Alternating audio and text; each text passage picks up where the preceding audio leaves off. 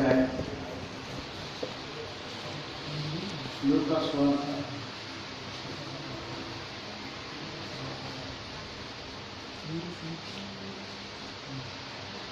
5వ అధ్యాయం 39వ వచనం ధ్యానం చేసుకుందాం. ఆమెకు మరియా అను సహోదరి ఉండెను. ఈమె యేసు పాదముల యొద్ద కూర్చుండి ఆయన బోధ వినుచుండెను. ప్రార్థన చేసుకున్న వాక్యంతో మహోన్నతుడైన తండ్రి, ప్రేమ కలిగిన మా దేవ, మీ పాదాలకు నమస్కారం. చదవబడినటువంటి వాక్యమును దీవించండి, చదివిన వారిని ఆశీర్వదించండి, వింటున్న బిడ్డల భక్తితో వేడుకొరకు దయచేయండి. అలనాడు నీ కుమారు యేసయ్య పాదములకి కూర్చొని మాటలు విన్నది మరియ ఎంత ధన్యురాలైందో తండ్రి. అట్టి మాటలు వినడానికి వచ్చిన పిల్లలందరినీ మరియు వాళ్ళ ధన్యురాలను చేసి ఆశీర్వదించమని, మేమందరం కూడా అట్టి ఆశీర్వాదం పొందుటకు కృప దయచేయాలి. చదవబడినటువంటి వాక్యములను రహస్యములు బయలుపరచమని యేసయ్య నామములో వేడుకుంటున్నాము తండ్రి.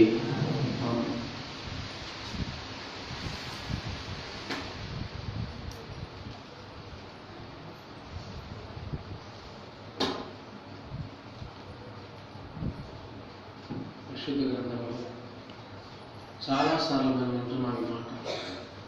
మరియమ్మ, మార్తమ్మ, లాజరు ఉన్నటువంటి బేతనీకి యేసుప్రభువారిని భోజనాన్ని పిలిచారు. యేసుప్రభువారిని భోజనానికి పిలిచి విస్తారం అని పని పెట్టుకుంది. ఎవరమ్మే? మార్తమ్మ విస్తారం అని పని పెట్టుకుంది. మరియమ్మ యేసుప్రభువారి పాదాల దగ్గర కూర్చొని ఏం చేస్తుందట? ఆయన బోధ వింటుంది. ఏమిటి యేసుప్రభువారి బోధలో అనుకోవడం? ఎందుకు వినాలి? ప్రభు బోధ ఎందుకు వినాలి? ఎందుకు వినాలి అని అంటే యోహాను సువార్త 7:16 అద్భుతమైనటువంటి మాట అన్నారు. యోహాను సువార్త 7వ అధ్యాయం 16వ వచనం. అందుకు యేసు నేను చేయు బోధ నాది కాదు. అది అందుకు వినాలండి. ఘోషో గారు కాదు చెప్పేది, బోధ కనకరత్నం గారిది కాదు, బోధ పెద్దయ్య గారిది కాదు, బోధ చేసే సేవకుడుగా యేసు ప్రభువారే ఆ మాట అన్నా. నాది కాదు బోధ, నన్ను పంపిన వారి స్తోత్రం. ఎవరిదటి బోధ? దేవుడిది. అందుకని వినాలి, శ్రద్ధగా భక్తితో వినాలి. మరియమ్మ ఎక్కడ కూర్చొని ఉంటుందట? ప్రభువారి పాదాల దగ్గర కూర్చొని బోధ వింటారు. ఆయన బోధించడానికి గల కారణం ఏంటంటే చెప్పేటువంటి వాటిని కాదు మనం చూసేది, బోధ ఎవరితో చూడాలి, చెప్పేటువంటి సంగతులు ఎంత విలువైనగా ఆలోచించాలి. బోధ మనుషులది కాదు, నాది కాదు, నన్ను పంపిన తండ్రిది. ఎందుకు వినాలో కూడా చెప్తున్నాడు అక్కడ 8వ అధ్యాయం యోహాను సువార్తలో. 8వ అధ్యాయం యోహాను సువార్త 43వ వచనం. ఎందుకు వినాలో మాటలు గ్రహింపుకున్నారు, మీరేలా నా మాటలు గ్రహింపుకున్నారు, మీరు నా బోధ విననేరకుండుట వలననే, వినకపోవడం వలనే, విననేరకుండుట వలనే కదా మీరు మీ తండ్రి యొక్క అపవాది సంబంధులు. దేనిలో పడిపోతున్నాం మనం? సైతాన్లో పడిపోతున్నాం. దేవుడి బోధ ఉంటే సైతాన్లోకి పోవండి. దేవుడి బోధ అంత విలువైంది. అమ్మా, ఎంత శ్రద్ధగా వినాలంటే దేవుడి మాటలు నావి కావాలి. నేను చెప్పేటువంటి మాటలు మీరు వినటం లేదంటే ఎవరు లెక్క చేయనట్టు? మీరు తండ్రిని లెక్క చేయనట్టు. నన్ను పంపిన వారి ఆ మాటలు నావిగా ఉన్నది వేసుకుంటాం. ఎందుకని? నా అంతట నేనే బోధించలేను, ఎవరు బోధించలేదు. బోధింపజేయ శక్తి గల ఒక మహానీయుడు ఆయన బోధని, ఆయన మాటలు. అందుకని ప్రభు పాదాల దగ్గర కూర్చొనింటున్నాను. ఎంత అదృష్టవంతులారో చూడండి. ఈ బోధకి ఎంత విలువ ఉందో చూడండి. ఎంత విలువ ఉంది అంటే సామెతల గ్రంథం 9వ అధ్యాయం 9వ వచనంలో అద్భుతమైనటువంటి మాట అన్నాడు. సామెతల గ్రంథం 9వ అధ్యాయం. జ్ఞానము గల వానికి ఉపదేశం చేయగా వాడు మరింత జ్ఞానం నందును. ఈ మాటలు వింటేనంటే జ్ఞానం మరింత ఎక్కువ అయిపోతుంది. ఇంకో మాట ఏమన్నాడు? నీతి గలవానికి బోధ బోధ చెప్తేనట వాడు జ్ఞానాభివృద్ధి నందును. జ్ఞానం అభివృద్ధి అవుతుంది. చెప్పండి గట్టిగా, దేవునికి స్తోత్రం. మనం అభివృద్ధి పొందలేకపోతున్నాం, తెలివి రావట్లేదు మనం. ఎందుకో తెలిసినాడు? ఈ మాటలు మనం ఇష్టపూర్తిగా ఆరాధించలేకపోతున్నాం. ఈ మాటలో ఎంత జ్ఞానం ఉందనుకుంటున్నారు? ఎంత తెలివి ఉంది అనుకుంటున్నారు? నేను అక్కడే చెప్పిన కనకరత్నం మా చేతిగాడితో వాడికి చెప్ప స్పష్టంగా చెప్పినాను. స్పష్టంగా కాదండి, స్పష్టముగా.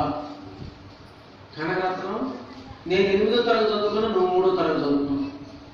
నాకు రాని మాట నీకు ఎట్లా వచ్చింది? నేను బైబుల్ చదువుతున్నాను. ఏం చదువుతున్నాను? నేను బైబుల్ చదువుతున్నాను. బైబుల్లో ఏ మాట ఎలా మాట్లాడాలో ఉంది, ఎవరితో ఎలా మాట్లాడాలో ఉంది, ఎవరితో ఎలా ప్రవర్తించాలో ఉంది.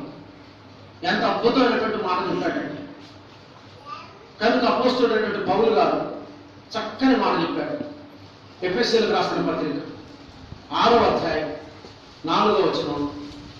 ఎఫెసీయులకు రాసిన పత్రిక, తండ్రులారా మీ పిల్లలకు కోపము రేపక ప్రభు యొక్క శిక్షలోను బోధలోను వారిని పెంచుడి. దేవుడు పెంచాలా?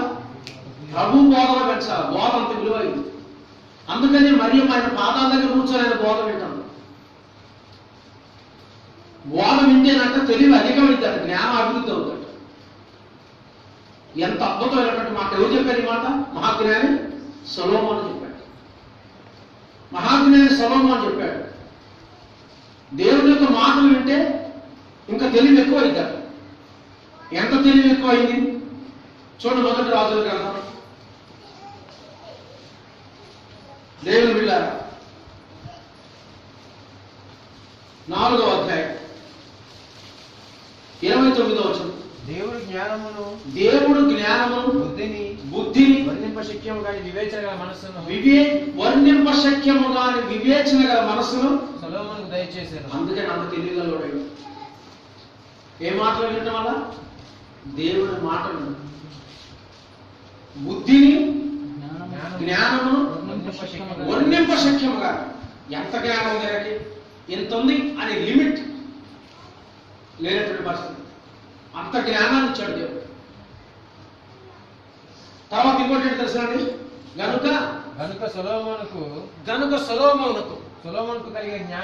సొలొమోనుకు కలిగినటువంటి జ్ఞానము తూర్పు దేశస్థుల జ్ఞానము కంటేను. తూర్పు దేశస్థులు ఎంత జ్ఞానం ఉంటుందో తెలుసునండి? ఆకాశంలో నక్షత్రం చూసి ఎవరు మహానుభావుడు పుట్టాడని గ్రహించారు. అంత జ్ఞానం ఉంటుంది. అవునంటారా కాదంటారా? యేసుప్రభువు పుట్టినప్పుడు వచ్చింది ఎవరాడు? ఏ దేశపు జ్ఞానులు? చెప్పండి. ఏ దేశపు జ్ఞానులు? తూర్పు దేశపు జ్ఞానులు. ఇవాళ మనకి తూర్పు దేశం ఏదంటే జపాన్. జపాన్ వాళ్ళ పరికరాలు అంత బాగుంటాయని ఇప్పటికి కూడా నానుడు ఉంది. మేడ్ ఇన్ జపాన్ వస్తువులు వాడటానికి ఇష్టపడతారంట. ఎందుకంటే వాళ్ళు జ్ఞానవంతులు. తర్వాత ఇంకోటి ఏంటి తెలుసా అండి?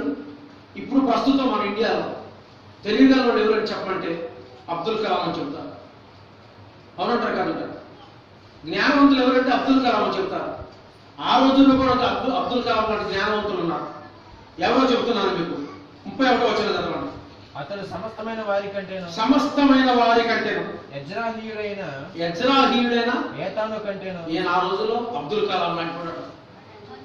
చరిత్రలో చెప్పారు ఆయన గురించి. ఆ రోజుల్లో ఏతాము అనేటువంటి ఆయన ఎలాంటి వాడు? మహాజ్ఞాని. ఆయన కంటే కూడా. తర్వాత ఇంకోటి ఏంటి? మాహోలు కుమారులైన హేమాను కల్కోలు దర్దాను వారి కంటే. ఆ రోజుల్లో జ్ఞానవంతులు నలుగురు, ప్రపంచ జ్ఞానవంతులు ఉన్నారు. వాళ్ళ నలుగురు కంటే కూడా మేటి అన్నమాట. కంటేను జ్ఞానవంతుడై ఉండేది కనుక అతని కీర్తి చుట్టూనున్న జనములన్నిటిలో. ఎంత జ్ఞానం ఇచ్చాడంటే దేవుడు. సొలొమోను అనుభవం చెబుతున్నాడు. ఈ బోధ వింటేనంటే తెలివి అధికమవుతాడు. ఎంత తెలివి డెవలప్ చేసుకున్నాడంటే ఈ భక్తుడు ఎంత తెలివి ఉందో చెప్తున్నాడు ఇక్కడ. ఆయనకున్నటువంటి జ్ఞానాన్ని వర్ణింపడం అశక్యమట. ఎవడు వర్ణించేది కాదు. వివేచింప శక్యము కానీ జ్ఞానము దేవుడు ఆయనకు అనుగ్రహించాడు. ఎవరికంటే తూర్పు దేశపు జ్ఞానం కంటేను ఐగుప్తీల జ్ఞానం అంతటి కంటేను అధికమై ఉండేది. అంత జ్ఞానం. ఆ రోజుల్లో జ్ఞానవంతులు నలుగురు, వాళ్ళకంటే కూడా మేటి అయినటువంటి దిట్ట కలిగినటువంటి వాడు. అటువంటి జ్ఞానవంతుల కంటే కూడా జ్ఞానవంతుడు సొలొమోను రాజు. తర్వాత ఇంకోటి ఏంటి తెలుసా అండి? 32వ వచనంలో అంటున్నాడు, అతడు 3000 సామెతలు చెప్పాను. ఒక సామెత, 2 సామెతలు. ఎన్ని సామెతలు చెప్పారు? 3000 సామెతలు చెప్పారు. ఆయన రచయిత, పాటలు రాస్తారు. ఆయన ఏం రాశాడట? 1005 కీర్తనలు రచించెను. 1005 కీర్తనలు రాసిందట. 1005 కీర్తనలు. 100 కీర్తనలకి 110 కీర్తనలకే యమకీర్తనలు రాసిన త్యాగయ్య దత్తుడు, యమకీర్తనలు రాసిన అన్నమాచార్యులు చెప్తున్నారు. చెప్పలా ఏమన్నా ఏ మేధాలతో పోలిస్తే సరిపోద్ది, ఏ ఆధార్తో పోలిస్తే సరిపోద్ది, ఏ కమిషనర్తో పోలిస్తే సరిపోద్ది. ఆలోచించండి మీరు. తర్వాత ఇంకోటి తెలిసిన 33వ వచనంలో మరియు లెబానోనులో ఉండు దేవదారు వృక్షమునే గాని లెబానోనులో ఉండు దేవదారు వృక్షమునే గాని గోడలో మొలిచే హిస్సోపు మొక్కనే గాని చెట్లన్నిటిని గూర్చి. దేని గురించి అట? వృక్షశాస్త్రం మొత్తం తెలుసు ఆయన. బోటనీ అన్నమాట. చెట్లు అన్నిటిని గురించి అతడు వ్రాసెను. మరియు మృగములు పక్షులు రాకు జంతువులు జలచరములు అను వాటన్నిటిని గురించి. ఈ వెల్ నోన్ అబౌట్ జూలాజీ, ఈ వెల్ నోన్ అబౌట్ బోటనీ. ఆయనకు తెలియని శాస్త్రం అనేది లేదు, వర్ణింపరశక్యం ఆయన జ్ఞానం. ఎంత జ్ఞానం అండి సొలొమోనుకి. దేవుని బోధించే జ్ఞానం అధికమైందట. దేవుని బోధ విన్నాడు, జ్ఞానం అధికమైంది. ఎవరు చెప్పారు ఆయనకి దేవుని బోధ? ఎప్పుడు విన్నాడు ఆయన దేవుని బోధ? చూడండి, 1 రాజుల గ్రంథం 2వ అధ్యాయం. ఎప్పుడు విన్నాడు దేవుని బోధ? 3వ వచనం.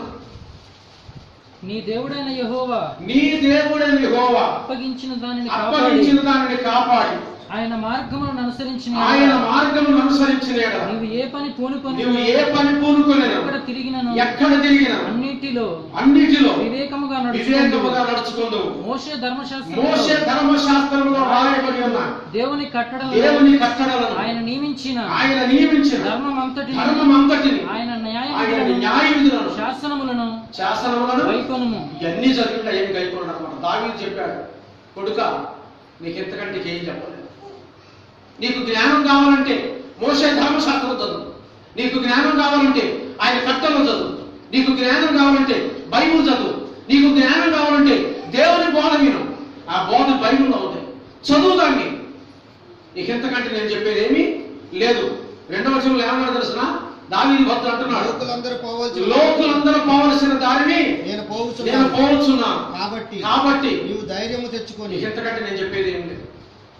అందరూ పోయే దారి వెళ్ళిపోతాం, చచ్చిపోతాను నేను. చనిపోయే ముందు తన మంచం మీద కూర్చోబెట్టుకుని కొడుకు చెప్పినటువంటి అద్భుతమైనటువంటి మాట, ధర్మశాస్త్రం చదువయ్యా, బైబుల్ చదువయ్యా, దేవుని బోధ వినయ్యా. ఈ బోధ ఇంత తెలివి అధికమైందయ్యా. అందుకని బోధపడి ఎక్కడ దేవుని పాదం దగ్గర కూర్చొని విన్నా, వినయం కలిగి విధేయత కలిగి విన్నా వస్తున్నాం. మనం వినేదిపోవటం కాదు. బైబుల్ దీన్ని కూడా మాట్లాడతాం.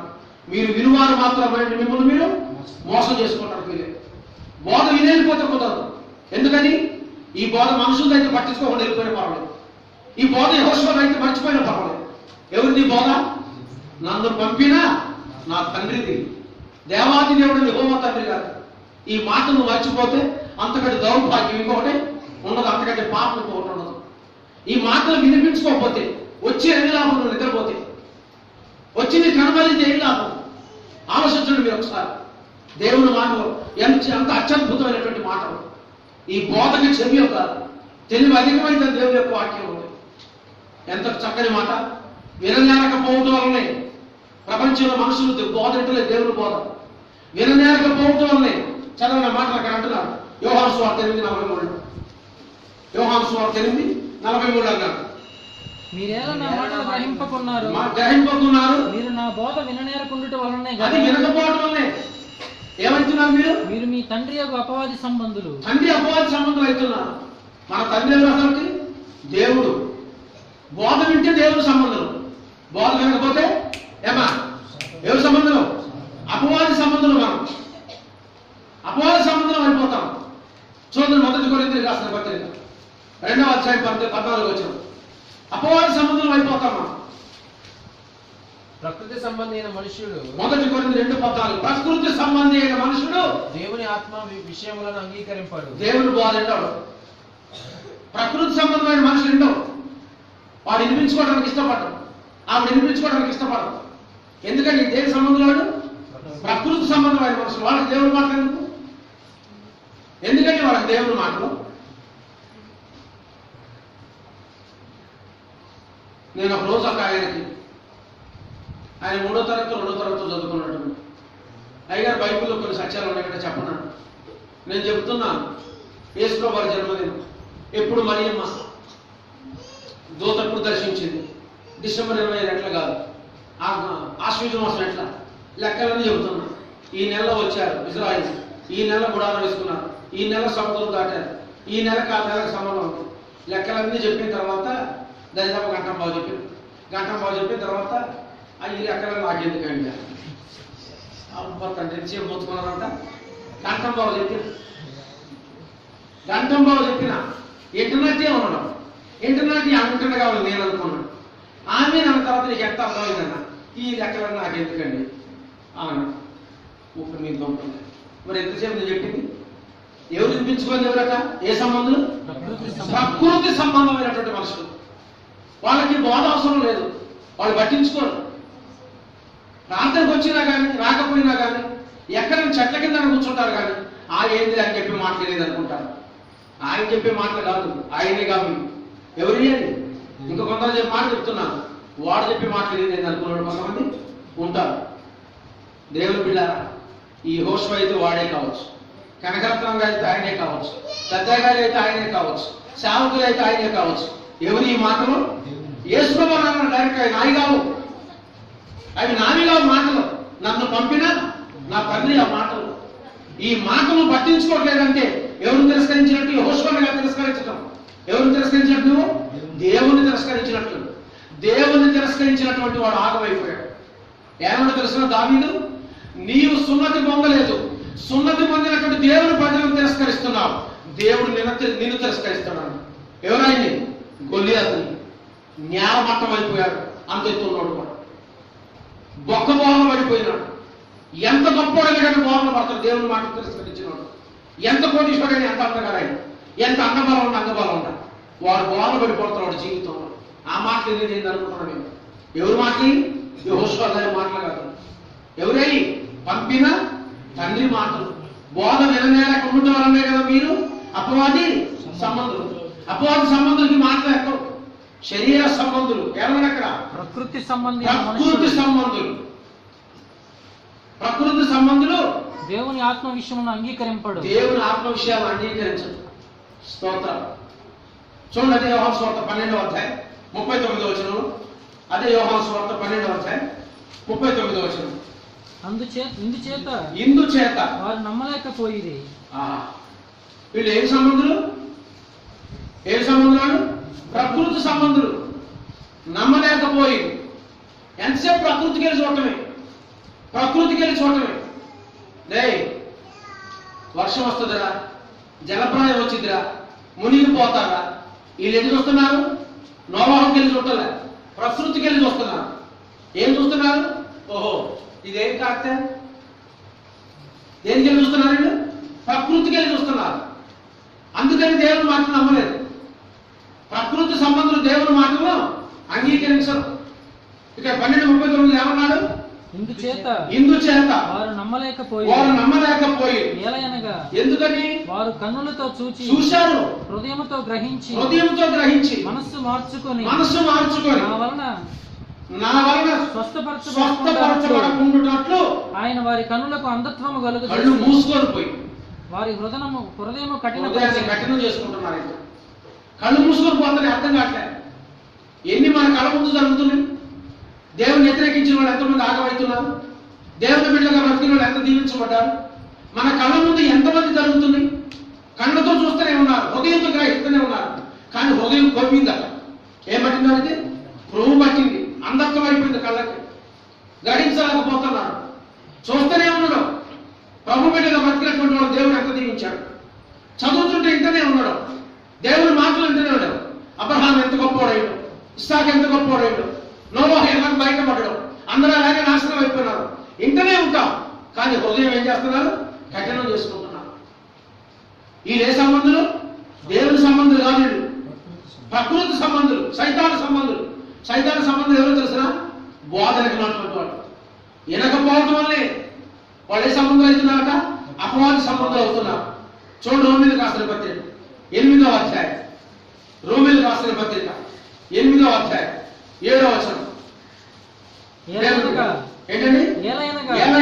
శరీరసారమైన మనస్సు దేవునికి విరోధమై ఉన్నది. దేవుని మాటలు ఇష్టపడదు. ఏమా, శరీర సారమైనటువంటి మనస్సు దేవుని ఇష్టపడదు, దేవుని మాటలు అంగీకరించదు. ప్రకృతి సంబంధమైనటువంటి మనుషులు వర్షం కురుస్తుంటే చూస్తూనే ఉన్నారు, వస్తుంటే చూస్తూనే ఉన్నారు. ఒకరోజు కురిసిన వారు కానీ ఒక్కనాడు వచ్చి పడదు కదా. ఎన్ని రోజులు కురిసింది? 40 రోజులు కురిసింది. 40 రోజులు కురిస్తే నమ్మొద్దండి. కార్తె ఎన్ని రోజులు ఉంటుంది? కార్తె ఎన్ని రోజులు అందరికి తెలుసు. ఎన్ని రోజులు కార్తె? 15 రోజులు. నెల ఎన్ని రోజులు ఉంటుంది? 30 రోజులు. 2 కార్తెలు జోడించి కొడిచినా కానీ 30 రోజులు. 30 రోజులు దాటి 31 రోజు కూర్చున్నట్టే అప్పుడు కానీ ఎక్కువదా? ప్రకృతి సంబంధమైనటువంటి మనుషులు ఈ కార్యక్రమం కురుస్తుంది, ఆ కార్యక్రమం కురుస్తుంది, అది అంతే కురుస్తుంది, ఈ 2 కార్యక్రమానికి కురుస్తుంది అంటే చెప్తే ప్రకృతికి వెళ్ళి వస్తున్నారు తప్ప దేవుని మాట మీద లక్ష్యం ఉంచట్లేదు. ఎందుకంటే దేవుని మాట వాళ్ళు అంగీకరించడం లేదు. వాళ్ళకి ఎట్లెక్కుతుంది దేవుని మాట? శరీరానుసారమైన మనుషులు వీళ్ళు. శరీరానుసారమైన మనుషులకి బోధ ఎక్కదు. ఎందుకని వెర్రితనంగా ఉంటుంది వాళ్ళకి. ఏదో చెబుతుండే వారం అంతా కష్టపడితే పోతుకొని అన్నట్టు ఉంటున్నాను. అర్థమైందండి? శరీరానుసారమైన మనుషులకే కునికిపాటు వచ్చేది. ప్రకృతి సంబంధమైన మనుషులు దేవుని మాటలు అంగీకరించలేదు. ఆత్మ సంబంధమైనటువంటి మనుషులుగా వస్తాయి, దేవుని యొక్క బోధ వినాలని వస్తాయి, దేవుని మాటలు ఎంత ఇంట్రెస్ట్గా హృదయం చొచ్చుకొని పోతాయి అన్నమాట. దేవుని యొక్క వాక్యం అదే చెబుతా ఉంటాం. శరీరానుసారమైన మనుషులకి ఎక్కలేదు, ప్రకృతి సంబంధమైన మనుషులు ఎక్కలేదు. ఎందుకని వాడు దేని దగ్గరికి వెళ్తున్నారు? సైతానికి దగ్గర అవుతారు. సాతానికి దగ్గర కారణం ఏంటో తెలుసా? నా బోధ విననేరకుండునట్లు కదా, ఉండొచ్చుయే కదా. దేవుని బోధ వెనకపోవటం లేదు. అందుకని మరియ ఎక్కడ కూర్చొని కదా? మరియ యేసు పాదముల యొద్ద కూర్చొని ఆయన బోధ వినుచుండేనో. స్తోత్రం. ఎందుకని ఆయన బోధ వినాలట? ఆయన బోధ ఇంటి తెలివి డెవలప్ అవుతాడు, అధికం అవుతాడు, తెలివి అధికం అవుతుంది. మా ఊర్లో చదువుకున్నటువంటి వాడు, జ్ఞానవంతులు కూడా, నేను గర్వంగా చెప్పడం కాదు, కనకరత్నం నీ ముందు మాట్లాడాలంటే భయం అయింది. కనకరత్నం ఎందుకు తెలిసిన? ఎక్కడ పట్టుకుంటామో అనిపిస్తున్నాం. నా చదువు ఎక్కడ, నీ చదువు ఎక్కడ, నేను 3వ తరగతి అబ్బాయి గారు, మీరు డిగ్రీ అనేది. డిగ్రీ అయితే కనకరత్నం 10 డిగ్రీలు కూడా నీతో మాట్లాడాలి. ఏం చదువుకున్నావు కనకరత్నం? బైబుల్ చదువుకున్నాను. ఏం చదువుకున్నావు నువ్వు? బైబుల్ చదువుకున్నావు. బైబుల్ చదువుకుంటే బోధ వింటే తెలివి అధికం అవుతుంది. ఎంత మట్టుకు వింటున్నాం మనం, ఎంత ఇంట్రెస్ట్ వింటున్నాం మనం, ఈ బోధ ఎంతవరకు మనకు ఎక్కుతుంది. మనం ప్రకృతి సంబంధంగా ఉన్నాం, ఇంకా ఆత్మ సంబంధంగా లేవా, శరీర సంబంధంగా ఉన్నావా, ఇంకా దేవుని సంబంధంగా లేవా? ఆలోచించు ఒకసారి. ఏమి లాభం దేవుని పాదాల దగ్గరికి వచ్చి? ఇద్దరు ఉన్నారు, అక్క చేయలేదు, ఇద్దరు దేవుని పాదాల దగ్గర ఉన్నారు. ఆమె పని పెట్టుకుని కూర్చుంది, ఏమేమో దేవుని బోధ వింటారు. ఎవరు మెచ్చుకున్నాడో తెలుసా? ఎవరు మెచ్చుకున్నాడు? ప్రభువారు. మార్తమ్మ ఎందుకంటే పనులు పెట్టుకుని చేతులు దాచుకుంటాం. మరీ ఉత్తమమైన దాన్ని ఎన్నుకున్నది, అది ఆమె వద్ద నుండి తీసివేయబడదు. ఆమెకి ఎప్పుడు మేలే జరుగుతుంది, మరియమ్మకి ఎప్పుడు మేలే జరుగుతుంది. అసలు మరియమ్మ పేరు పెట్టుకున్నందుకు మేలు జరిగిందండి. మరియమ్మ పేరు, ఈమె బేతనీలో మరియమ్మ, ఇంకో మరియమ్మ ఎవరు? బెత్లెహేములో మరియమ్మ. ఆ పేరు పెట్టుకున్నందుకు ఎంత ధన్యురాలైంది అనుకుంటున్నాను? స్త్రీలలో ఆశీర్వదింపబడింది. అందరూ ఆమె ఏమన్నారు? ధన్యురాలు.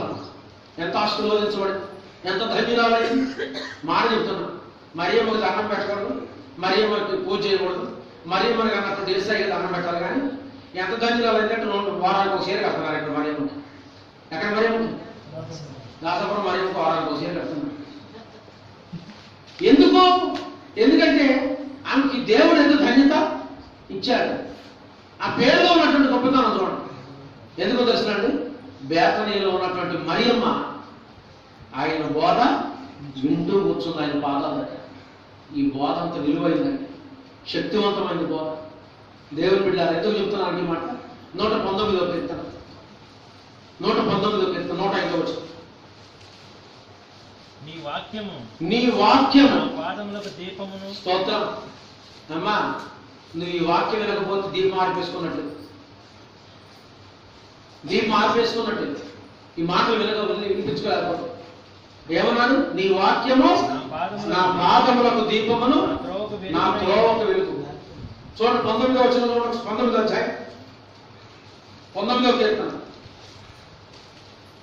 ఇప్పుడు 119 కీర్తన దగ్గర ఇప్పుడు ఉత్త 19 10వ వచనం. అవి బంగారం కంటేను అవి బంగారము కంటెను విస్తారమైన మేలిమి బంగారం కంటేను విస్తారమైన వేలిమి బంగారం బంగారము కంటెను కోరదగినవి. స్తోత్రం. సామెతల గ్రంథం 8:18 ఒకసారి ఎలాంటి అట్టి పాదములకు దీపమట త్రోవకు వెలుగట బంగారము కంటెను విస్తారమైన వేలిమి బంగారము కంటే కోరదగినమాట. వెండికి ఆశపడక ఆహా, దేనికి ఆశపడక? వెండికి వెండికి ఆశపడక నా ఉపదేశము అంగీకరించి దేవుని బోధకు అంగీకరించు. ఎందుకంటే అగలపడ ఏంటికండి వెండి, ఏంటికండి బంగారం, ఏంటికండి డబ్బు? ఆలోచించండి. మీరు బ్రతికిస్తాయా? బ్రతికించే కావు, చంపుతూ ఇంకో మాట చెప్పాలంట. చంప నాంతా వేసుకుని ఒక్కళ్ళు గడికి పోవాలి కాదు, అవుతుందా? ఏం చేస్తున్నారు? లాక్కొని పోతే అరిసింది అట్ట గొంతు కోసిపోయినాడు. దేనికోసం గొంతు కోసిండు? నాంతాడి కోసం. బ్రతికించిందే సంపద. మీరు చెప్పండి, బంగారం బతికించిందే సంపద. చంపడానికి బతికించింది. వెండికి ఆశపడక, దేనికి ఆశపడక? వెండికి ఆశపడక నా ఉపదేశములకు అంగీకరించు. ఇష్టపడలేదు. మేలిమి బంగారమును ఆశింపక. తెలివి ఎట్లొచ్చింది? తెలివి ఏమన్నా అక్కడ సామెతలు 9:9 యెహోవా యందు భయభక్తులు కలిగి ఉండుటే జ్ఞానమునకు మూలము. జ్ఞానమునకు మూలము. జ్ఞానము గలవానికి ఉపదేశం జ్ఞానము గలవానికి ఉపదేశింపగా వాడు మరింత జ్ఞానం- చేయగా వాడు మరింత జ్ఞానమును ఇంకా తెలివి వచ్చింది వాడికి. తెలివి అధికమైంది ఈ ఉపదేశం ఉంటే, ఈ బోధ ఉంటే. ఇంకో మాట ఏమన్నా? నీతి గలవానికి బోధ చేయగా నీతి గలవానికి బోధ చేయగా వాడు జ్ఞానాభివృద్ధి ఇంకా జ్ఞానం డెవలప్ అయింది అనమాట. కొడుకును కూర్చోబెట్టుకున్నాడు. నీ జ్ఞానం ఉంది, తెలివి ఉంది, ఇంకా డెవలప్ కావాలి. ఏం చేయాలా? నువ్వు దేవుని ఇచ్చిన దాన్ని కాపాడు, దేవుని ధర్మశాస్త్రాన్ని గైకో, దేవుని మాటలు లక్ష్య పెట్టు. ఇదంతా నువ్వు గైకుంటే నేను గొప్పోడు అవుతావు. గైకున్నాడు. ఎంత గొప్పవాడైంది, ఎంత తెలివి అధికమైంది, ఎంత జ్ఞానం అధికమైంది. బోటనీ, జువాలజీ, రాజనీతి శాస్త్రం, పౌర శాస్త్రం, ఎన్ని శాస్త్రాలు ఉన్నాయో అన్నిటిలో ఆ రోజుల్లో ఉన్నటువంటి నలుగురు జ్ఞానవంతుల కంటే కూడా, ఐగుప్తుల జ్ఞానం అంటే కూడా, తూర్పు దేశం జ్ఞానం కంటే కూడా జ్ఞానం అధికమైంది. వర్ణింప శక్యము కాని జ్ఞానవంతుడయ్యాడు ఎవరైనా? మహాజ్ఞాని కింగ్ సాల్మన్. ఎందుకో తెలుసునండి, ఆయన అనుభవం చెప్పింది మాట. ఎన్ని కీర్తనలు రాశాడట? 1005 కీర్తనలు రాశాడు. సామెతలు ఏం చెప్పాడు? 3000 సామెతలు చెప్పాడు. అన్ని పనికొచ్చేటువంటి సామెతలు, అద్భుతమైనటువంటి సామెతలు చెప్పాడు. ఎంత గొప్ప గొప్ప మాటలు చెప్పాడో మీరు ఆలోచించండి. ఎంత గొప్ప మాటలు చెప్పాడో మీరు చూడండి. స్త్రీ చీకటితో లేస్తే ఇంటి దరిద్రం పోతాడు. ఎంత ఎంత మంచి బోధలు, ఎంత జ్ఞానం బోధ చెప్పాడు. స్త్రీ చీకటితో లేస్తేనట ఏం పోతాట? దరిద్రం పోదు, ఇంటి దరిద్రం. లేస్తున్నారా? చీకటితోనే లేకపోతే మీరు దేవుడు బోధనట్టుగా. ఆడ మనిషి చీకటితో లేవాలి, నడికట్టు కట్టుకొని పనిచేయాలి. ఏం కట్టుకొని పనిచేయాలా? నడికట్టు కట్టుకొని పనిచేయాలి. పనిలో తిట్టంగా, లేచే చురుకుదానంలో తిట్టంగా. ఇంకో మాట ఏమో తెలుసిన? అట్టి స్త్రీ పెరిగి కట్టుకొని ఆడబడతాడు. అట్టి స్త్రీ పెరిగి ఎక్కడ ఉంటాడా? పెద్దలతో వాదించుతున్నాడు. భర్తకు విలువ వచ్చిందట. ఎంత మంచి సామెతలు చెప్పాడండి, ఎంత అద్భుతమైనటువంటి వర్డ్స్ చెప్పాడు. మాటలు కొన్ని కొన్ని మాటలు చెప్తున్నాను నేను. అలాంటి 3000 సామెతలు చెప్పాడు. 1005 కీర్తనలు రాశాడు. ఎంత చక్కని పాటలు రాశాడు. ఎంత గొప్ప రచయిత ఆయన, ఎంత గొప్ప సైంటిస్ట్ ఆయన, ఎంత జ్ఞానం ఉంది ఆయనకి. ఎందుకో తెలిసిన? తెలివి కలిగినటువంటి వాడి బోధించినట జ్ఞానం ఏమైందట? అధికమైందట, అధికమైందట. వినాలి బోధ. అందుకని మరి ఎక్కడ కూర్చోలేదండి అమ్మా? మరి ఎక్కడ కూర్చోలేదండి? యేసయ్య చెప్పండి, ఉన్నాయా నోరు? ఎక్కడ కూర్చోలేదండి? యేసయ్య పాదాల దగ్గర కూర్చొని ఏమన్నది? ఆయన బోధ నుంచుండే. స్తోత్రం. ఆయన బోధ విన్నది, నువ్వు వింటున్నావా? ఏమిటికి ఇది? బోధ మంద కాదని. ఎవరిదని? దేవుడి పంపిన తండ్రిది. వినకపోవడం వల్ల సైతాన్ సంబంధాలు అయిపోతున్నారంట. వినకపోవడం వల్ల ప్రకృతి సంబంధాలు అవుతున్నారంట. వినకపోవడం వల్ల ప్రకృతి సంబంధాలు, శరీర సంబంధాలు వినిపించుకోరు. రాలేదు దేవుడి పాదం దగ్గరికి. ప్రకృతి సంబంధమైనటువంటి ఆలోచన పడి వెళ్ళిపోతుంటారు. దేవుని మాట లక్ష్య పెట్టడం. ప్రకృతికి వెళ్ళి చూశారు, ఆగింది వర్షం. ప్రకృతికి వెళ్ళి చూశారు, ఆ కార్త పోయింది, ఆ కార్త పోయింది, ఆ కార్త పోయింది, అన్ని కార్తలు నెట్టుకొని పోయింది. వాటితో పాటు వీడు కూడా కాకలు పోయి నీళ్లు కూడా పోయాయి. సర్వనాశనం అయింది భయం. మామూలు నాశనం కాదు. ఏమైపోయింది? సర్వనాశనం అయిపోయింది. ఇంటి పట్టు ఇల్లు లేకుండా ఊడ్చుకొని పోయింది, దెబ్బ పడిపోయింది. అసలు ఇక్కడ ఈ ఊరుందా లేకుండా ఇసుకు దెబ్బ మేత పెట్టింది. ఎంతవరకు వచ్చి మేత పెట్టింది? ఎంతవరకు? అరారతు పర్వతం మీద 15 మూరల నీళ్లు బారి 6 నెలలు భూమి మీద నీళ్లు 6 నెలలు భూమి మీద నీళ్లు ఉంటే ఒండు పెట్టి ఇక బతికినోడు ఒకటి అడవైతే అవుదా ఒండు కింద చచ్చిపోయిన 8 మంది మాత్రం ఓడలో ఉన్నవాళ్ళు మాత్రమే బ్రతికారు. ఆ బోధకు ఎవరు చెప్పారు? వాళ్ళు బ్రతికారు. ఆ బోధ ఎవరు వినిపించుకోలేదు, వాళ్ళు ప్రకృతి సంబంధం ప్రకృతిలోనే కలిసి ఆగమైపోయింది.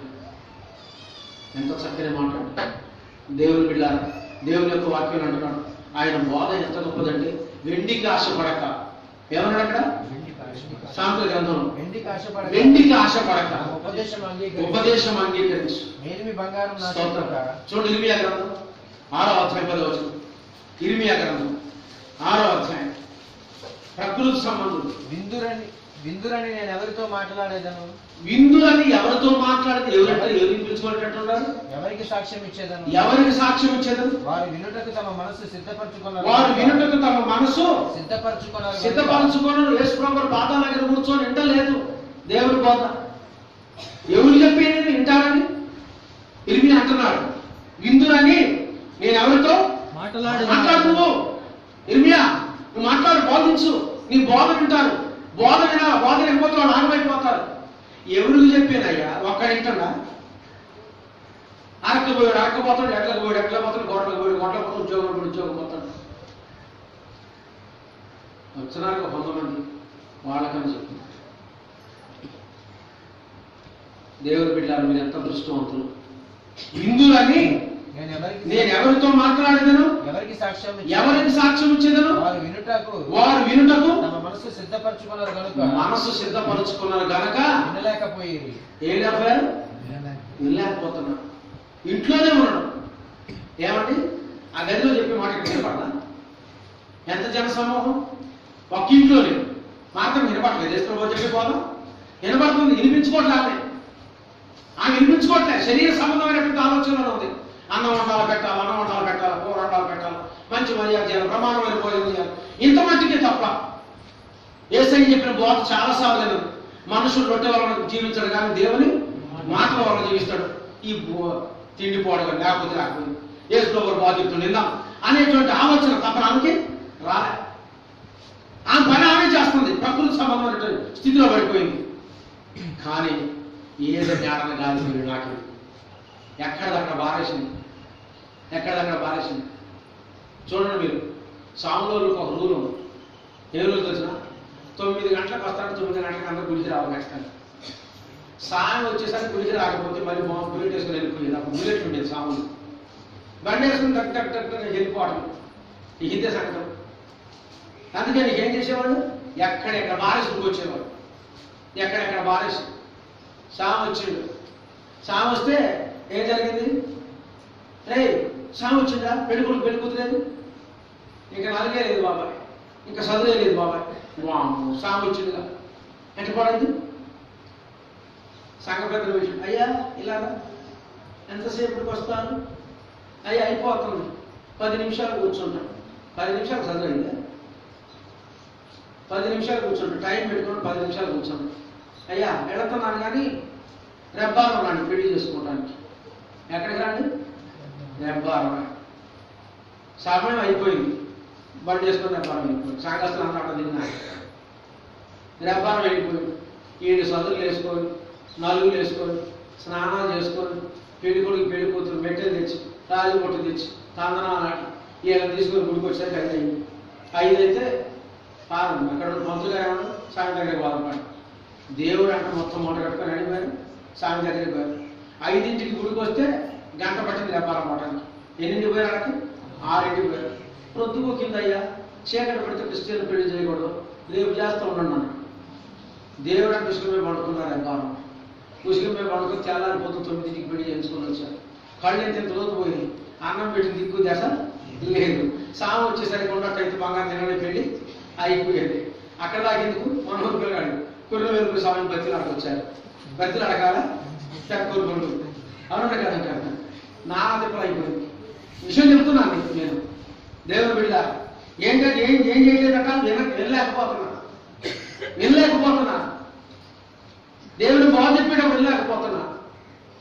ప్రకృతి సంబంధమైనటువంటి దానిలో పడిపోతున్నా, శరీర సంబంధమైనటువంటి దానిలో పడిపోతున్నా. ఎందుకంటే పెళ్లికి వచ్చిన వాళ్ళు ఉన్నారు, ప్రకృతి సంబంధమైనటువంటి దానిలో పడిపోతున్నా. ఎవరింటారో నేను బాధ చెప్పానయ్యా, ఈ భక్తుడికి ఎంత బాధ కలిగిందో. విందురని నేను ఎవరితో ఎవరితో చెప్పాలి? నేను ఎవరు వినిపించుకోవట్లేదు, ఎవరి పని వాడు అయిపోతాం. పని వాళ్ళు అసలు పని లేకుండా చేస్తాం. ఏమి లేకుండా చేస్తాం? నాడు వాడకుండా చేస్తాం, నీరు రాకుండా చేస్తాం. ఎవరు చెప్పుకుంటారు? ఎవరైనా అన్నయ్య దేవుడు అన్నట్టు చెప్పుకో. ఎవరు చెప్పుకుంటారు? జూన్ నెల వెళ్ళిపోయింది, ఇదే నెల ఇవాళ ఎన్నో తారీఖు వెళ్ళిపోయింది. జూలై నెల కూడా వెళ్ళిపోయింది. ఇది ఎప్పుడు నుంచి ఏ నెల? ఆగస్టు నెల కూడా వచ్చింది. ఎంత మట్టి నాలుగు పోయలేదు. పరిస్థితి ఏంటిగా? చెరువులోకి సుక్క నీళ్ళు రాలేదు, సాగర్లోకి సుక్క నీళ్ళు రాలేదు. పరిస్థితి ఏంటి? వింటలేదయ్యా. ఎడ్లు తోలుకుపోతున్నారు, గొడ్లు తోలుకుపోతున్నారు, ఆకలికి తీసుకుపోతున్నారు, పాటలు చేస్తున్నారు, నీళ్లు పెట్టుకుంటున్నారు. పెట్టని పెట్టుబడి పెట్టిన తర్వాత ఎండిపోయాడు చేత అప్పుడు ఏం చేస్తావు? సో ఏం చేస్తావు నువ్వు? ఏం చేస్తావు నువ్వు? ఆలోచించు ఒకసారి. విననేరకపోవటం వల్ల ఈ శాపం వచ్చి దేవుని బాధ వినిపించుకోవటం వల్ల. వినిపించుకుంటే వినకపోతే వాడు సైతాన్ సంబంధం అయిపోతాడు. సాతానికి దగ్గరైతే ఎవరికి దూరం అవుతాడు? అమ్మా ఎవరికి దూరం అవుతాడు? దేవునికి దూరం అవుతాడు. దేవునికి దూరమైన బ్రతకడానికి అవకాశం లేదు. ఆలోచించండి మీరు. దేవునికి దూరమైన సంవత్సరం బ్రతికిడా? మామూలు సాగు కళ్ళు ఓడిపించండి, దెబ్బను కాల్చి కళ్ళు బయటికి లాగా కట్టేసి మళ్ళీ ఆయన ముందుకు రావడానికి భయపడినటువంటి వాడు రెక్కలు పెడదీసి పెట్టేశాడు. ఆయన పేరు చెప్తూ పరారైపోయినాడు, ఎక్కడో అక్కడ దాక్కున్నాడు. ఆయన బలగాడంతో కనుక్కోమని ఎన్ని పాచికలు వేసినా కానీ పారకపోతే హడలిపోయినటువంటి వాడు. ఆయన రెక్కలు ఎరగదీసి కట్టేశారు దాగోని దేవతకు. ఏమైంది ఆయన పరిస్థితి? తండ్రి మాటలు దేవుడి బోధ వినిపించుకోకపోవడం, తెలివధికమైంది, జ్ఞానవధికమైంది, వాడు బ్రతుకుతూ వినిపించుకోకపోవడంతో ఎంత కీడు వస్తుందో మీరు చూడండి. ఎంత అద్భుతమైనటువంటి మాట్లాడారు. మరియ అను సహోదరి ఉండెను.